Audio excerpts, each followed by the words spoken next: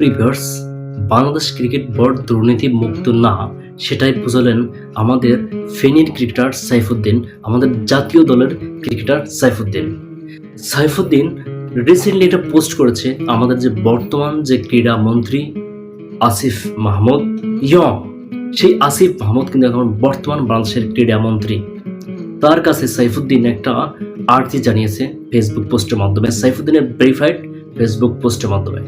তিনি লিখেছেন, অভিনন্দন আসিফ মাহমুদ ভাই, আপনি যেহেতু কুমিল্লার সন্তান, আমি পার্শ্ববর্তী জেলার ফেনীর ছেলে হিসেবে আপনার প্রতি আমার অনুরোধ থাকবে, সারা বাংলাদেশের সমস্ত জেলা ক্রীড়া সংস্থার অযোগ্য লোকদের বিদায় করে যারা সত্যিকারের ক্রীড়াবিদ ও ক্রীড়া সংগঠক, দেশকে ভালোবাসে এবং দেশের ক্রীড়াঙ্গন নিয়ে কাজ করতে চায়, এমন লোকদের জায়গা করে দিন। দুর্নীতি মুক্ত ক্রীড়াঙ্গন এবং সমাজ চাই আমরা। তাহলে প্রিভিয়ার্স আপনারা বুঝতে পারছেন যে সাইফুদ্দিন পোস্টে কি বলেছে। দুর্নীতিমুক্ত ক্রীড়াঙ্গন চায় এবং দুর্নীতিমুক্ত সমাজ চায়, এবং অযোগ্য লোক যারা বোর্ড কর্তা হিসেবে বসে আছে প্রত্যেকটা সেক্টরে, মানে ক্রীড়াঙ্গনের, আমি বলবো যে আমাদের বোর্ড সভাপতি অযোগ্য, মিস্টার পাপনও সেক্ষেত্রে অযোগ্য। এটা কিন্তু সাইফুদ্দিন বুঝিয়েছে। যাই হোক, ও যদি আক্ষরিক অর্থে সাইফুদ্দিন নাও বলে, আমি একদম প্রকাশ্যে বললাম যে আমাদের পাপনও ছিল অযোগ্য। তারপর ছিল পাপনের সাথে যারা চাম ছিল, সবগুলো ছিল পাপনের চামচা।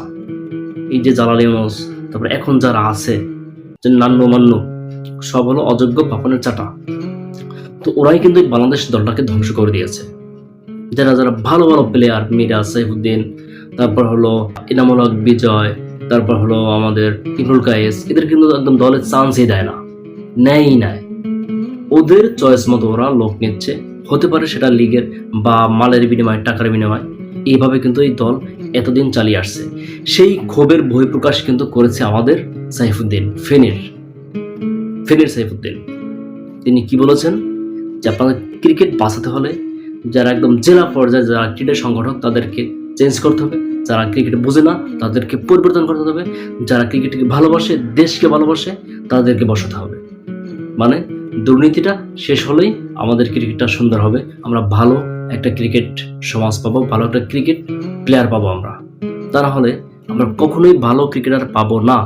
যদি এই আমাদের পাপন সাহেবের মতো যুগের পর যুগ কেউ অযোগ্য লোক বসে থাকে, তাহলে আমরা কখনোই আমরা ভালো প্লেয়ার পাবো না। ভালো প্লেয়ার আসলেও তাদেরকে সম্মান করবে না এই অযোগ্য বোর্ড কমিটি। তো সাইফুদ্দিন আসিফ মাহমুদ ভাইয়ের কাছে আমাদের যে বর্তমান যে ক্রীড়ামন্ত্রী, তার কাছে সুন্দর একটি আর্জি জানিয়েছেন। এর সাথে আমিও একমত। প্রিভিউয়ার্স, আপনি কি একমত? আপনি যদি একমত হয়ে থাকেন অবশ্যই কমেন্টে জানাবেন, এবং এই ভিডিওটি শেয়ার করে অন্যকে দেখার সুযোগ করে দিবেন যে না, এইরকম প্রতিবাদীমূলক পোস্ট আমরা প্রত্যেকটা ক্রিকেটারের কাছ থেকে চাই। শুধু সাইফুদ্দিন এর বাড়ি যে কুমিল্লার পাশে ফেনীতে সেটা না, আমরা এরকম পোস্ট সাকিব আল হাসান, মাশরাফি বিন মুর্তজা, ইমরুল কায়েস এবং রুবেল হোসেন তো আগেই করেছে। তারপর আমাদের কি আছে, মুশফিক, রিয়াদ, এরকম যারা আছে, লিটন, সবার কাছ থেকে চাই, সবার কাছ থেকে এরকম প্রতিবাদমূলক আমরা পোস্ট চাই। তাহলে কি হবে, আমাদের ক্রিকেটটা সামনের দিনে ভালো হবে, আরও সুন্দর হবে, আমরা সামনে ক্রিকেট খেলতে পারবো, আমাদের ক্রিকেটে আর উন্নতি হবে। ভিউয়ার্স, শুভকামনা এই বাংলাদেশ নতুন গভর্নমেন্টের প্রতি, শুভকামনা আসিফ মাহমুদ ভাইয়ের প্রতি।